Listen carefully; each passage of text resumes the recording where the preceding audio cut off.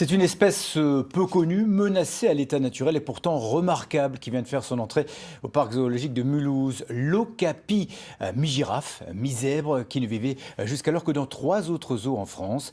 Deux nouveaux pensionnaires qui vont participer à la préservation de l'espèce. Loïc Schaeffer et Bernard Stemmer.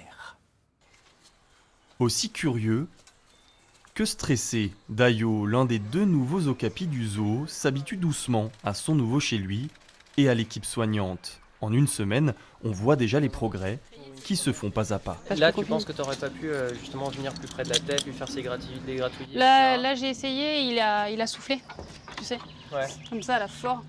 Et je pense qu'il ne faut pas forcer le destin. La confiance, ingrédient essentiel pour pouvoir ensuite pratiquer des soins médicaux sur un animal méconnu. Au début du siècle dernier, certains le croyaient imaginaire, seules de rares tribus pygmées l'avaient aperçu. C'est une chimère entre, voilà, avec ces zébrures de zèbre, cette allure de girafe, ce corps d'antilope. C'est une chimère entre plusieurs individus et c'est pour ça que pendant très longtemps, les gens pensaient que c'était un fantasme de scientifique. L'okapi bien réel, mais aujourd'hui menacé par le braconnage et la déforestation. 15 000 individus vivent encore à l'état sauvage au Congo. Les 2 spécimens accueillis ici ont grandi en captivité en Allemagne. 25 autres parcs avaient déposé un dossier pour les obtenir.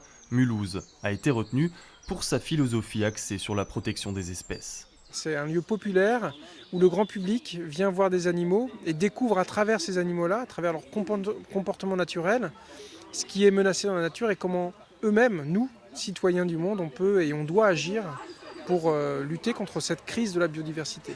L'okapi, nouvel ambassadeur, un passage de témoin avec Nanook, ici à gauche. L'oursonne, née à Mulhouse en 2016, sera transférée cette année dans un autre zoo pour fonder sa propre famille.